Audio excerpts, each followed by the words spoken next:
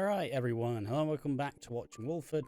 I'm Ash and I'm going to watch the episode that contains the unfortunate rape of Frankie Osborne. And then afterwards I'll talk about it, so we'll see a little cut-up thing of my reactions and then we can go from there. Now I'm going to start watching the episode. Also, why is Nancy a better mum to Frankie than fucking... Oh no. Don't you fucking dare, JJ. Fuck you, JJ. It's gonna be the whole thing clipped to fuck you, JJ. He doesn't mean it though, does he? It's gonna get worse, isn't it? Frankie's finally been able to move on. She's happy. She's making friends. It feels like the first time she can breathe. But oh no, no. Swear to God, if he says I'm gonna make you pay for it. No, no, no. Oh Jesus, no.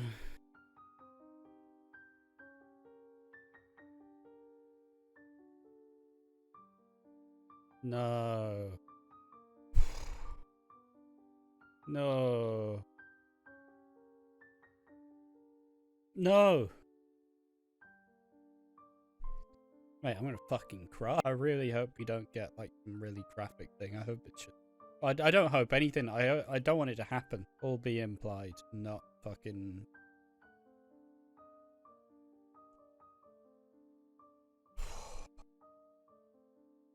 Fuck, I fucking hate you, man. Fuck.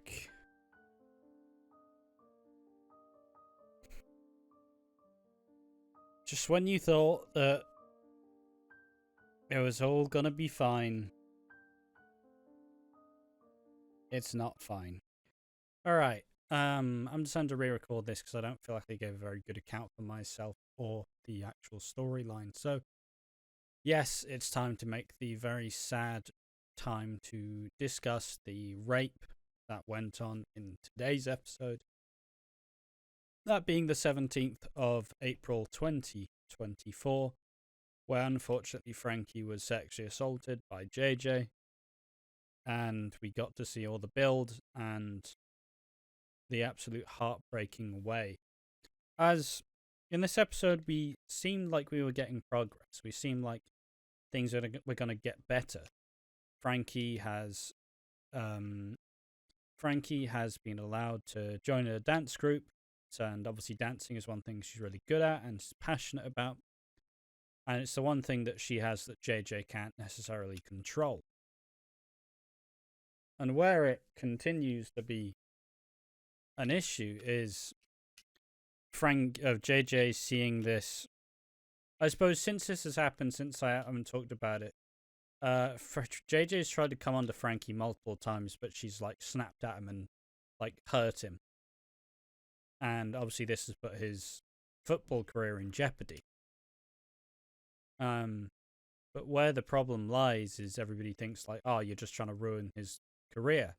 And JJ does proceed to speak to Suzanne like, oh, she said she's trying to ruin my career. I don't feel safe when I'm alone with her. So him being the controlling, like, divisive piece of shit is already setting the scenes for her not being believed, which is tragic. But yeah, she goes to the dance thing and she feels good about herself, but he reappears and fucking is just furious, like, why I'm stuck on these crutches and you're fucking happy. Like, fuck this. This isn't how it's supposed to be. And it's just really upsetting, honestly. It's really rough in how it goes. And it continues because, they have a serious chat and JJ learns that Frankie's been self-harming, and she explains that she's been self-harming to try and deal with the pain. This is how he makes her feel. And he kind of, as if he's being recorded, it's like, we can stop playing school discos, which is their like terminology for the intimate acts. And it's, I don't know. And he agrees, like, you know what? If it's causing you this much problem, I won't do it. Just stop hurting yourself. So then Frankie gets a bit of relief. She gets to finally feel like she's not going to get preyed upon. She gets to finally feel safe in her own home, in her own body, with her family. But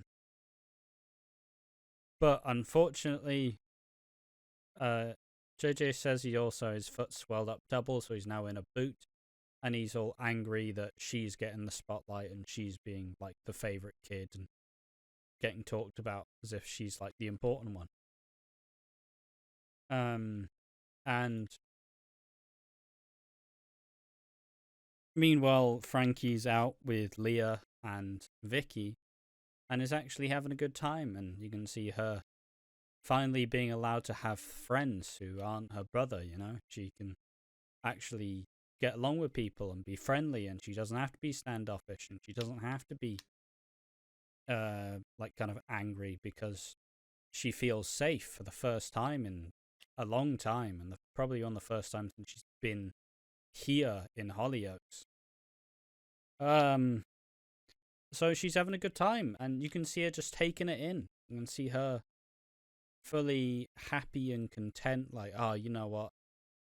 This feels good. It feels nice to be able to enjoy myself again. A weight has been lifted.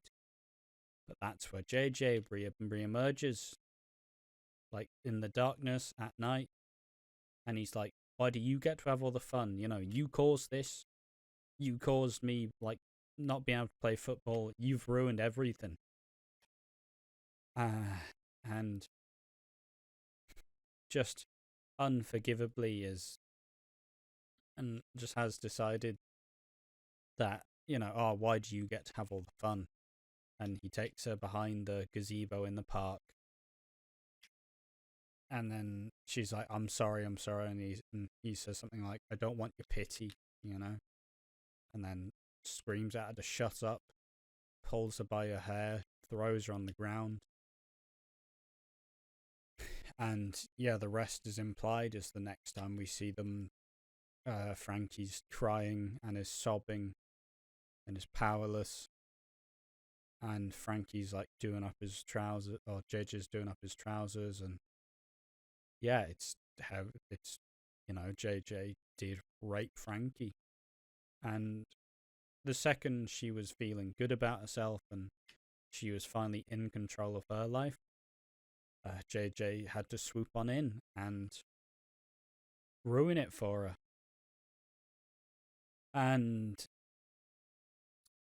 like, obviously you've seen my reactions of it, and it's fucking, like, it's done really well. The actors are doing a fantastic job of it, and that's not the problem. The problem is just it's so upsetting to watch. Because I feel like there's no one who is actively on JJ's side in this scenario. I feel like Hollyoaks has done a perfect job of framing JJ and Frankie for like who they are in these roles, and I don't think anybody likes JJ, and everybody wants Frankie to not be, you know, just not have her shit ruined because she has a selfish, disturbed brother who is taking advantage of her. And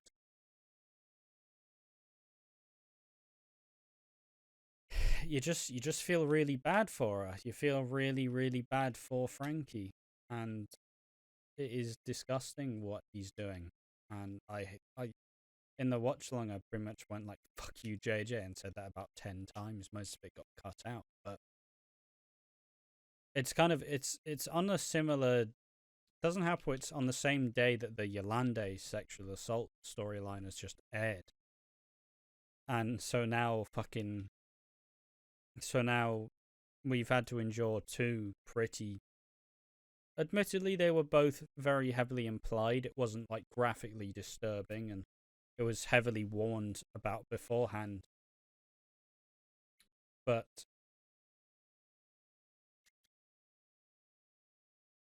yeah, it's just, I don't know. I could nearly cry. I could have nearly cried during the watch of this. It's just diabolical, honestly. Like I said, they've done a really good job, but it doesn't mean it's any easier to watch.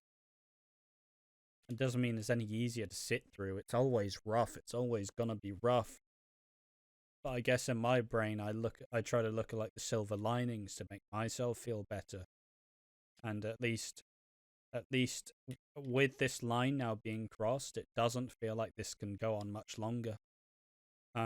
Because Frankie just simply won't be able to keep it in. You know, she won't be able to lie and say she's fine when she's not fine, because JJ's done something absolutely unforgivable and absolutely disgusting. Like, there are no silver linings. A girl has been sexually assaulted due to the selfish whims of her weirdo brother.